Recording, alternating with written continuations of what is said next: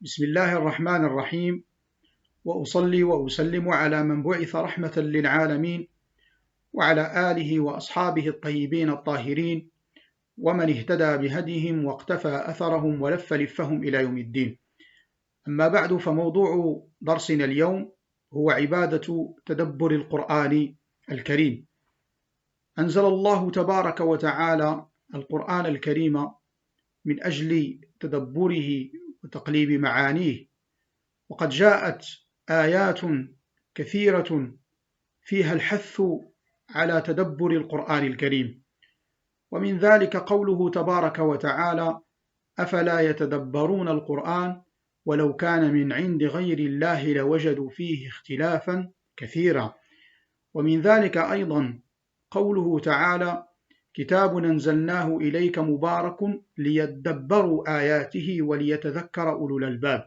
إذن فالقرآن الكريم أنزل من أجل تدبره، تقليب معانيه، وإطالة النظر فيه، إلى غير ذلك من الوسائل المعينة على فهم كلام الله تبارك وتعالى. وقد وضع العلماء رحمهم الله تعالى مجموعة من القواعد، وهي في الحقيقة مجموعة من المنطلقات من أجل تدبر كلام الله عز وجل. ومن ذلك أو من المنطلقات وجوب تعلم لغة العرب، لأن القرآن الكريم أنزل على لغة العرب أو بلغة العرب، وأنزل أيضا وفق أساليب العرب وطرائقهم في الكلام، فلذلك وجب من أجل تدبر كلام الله عز وجل وجب تعلم اللغة العربية. إذن هذا هو المنطلق الأول أو القاعدة الأولى أو الأساس الأول. الأمر الثاني ما يتعلق بدراسة سيرة رسول الله صلى الله عليه وسلم، كيف كان رسول الله صلى الله عليه وسلم يتعامل مع القرآن، وكيف كان يتمثل صلى الله عليه وسلم القرآن الكريم. ولذلك لما سئلت عائشة رضي الله عنها عن خلق رسول الله صلى الله عليه وسلم قالت: كان خلقه القرآن، وكان صلى الله عليه وسلم قرآنا يمشي على الأرض. لذلك من أبرز القواعد ومن أبرز المنطلقات دراسة سيرة رسول الله صلى الله عليه وسلم.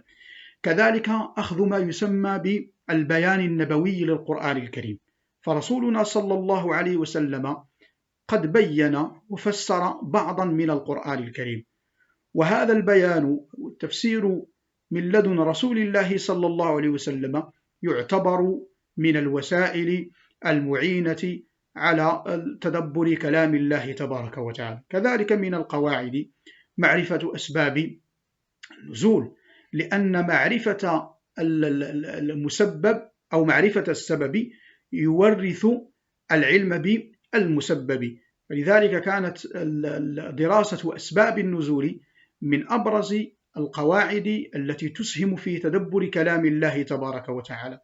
كذلك لا نغفل ما يتعلق بالعكوف عليه والانقطاع إليه للنظر والتأمل والتدبر، فلذلك إطالة النظر في القرآن الكريم، إطالة التأمل في القرآن الكريم تعتبر من أبرز الوسائل ومن أبرز القواعد المعينة على تدبر كلام الله تبارك وتعالى.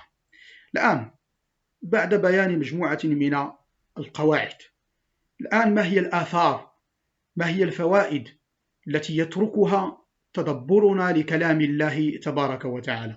من أبرز هذه الآثار فهم مراد الله تبارك وتعالى، فعند عملية تقليب المعاني وإطالة النظر في كلام الله عز وجل هذا كله يسهم في فهم كلام الله تبارك وتعالى فهما صحيحا.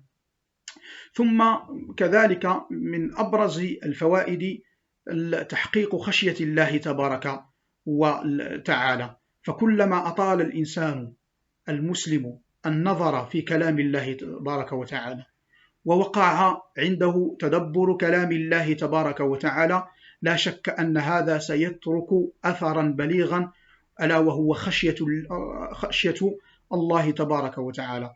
كذلك تيسير العمل بالقرآن الكريم، فالقرآن الكريم سهل ميسور على مستوى الذكر، ولقد يسرنا القرآن للذكر فهل من مدكر، وكذلك سهل ميسور على مستوى العمل إذا وقع التدبر. فنسأل الله عز وجل أن يلهمنا تدبر كلام الله تبارك وتعالى، وأن يلهمنا فهمه فهما صحيحا، ونسأله تبارك وتعالى السداد والمدد والهداية والإرشاد والوقاية من الفساد، والحمد لله رب العالمين.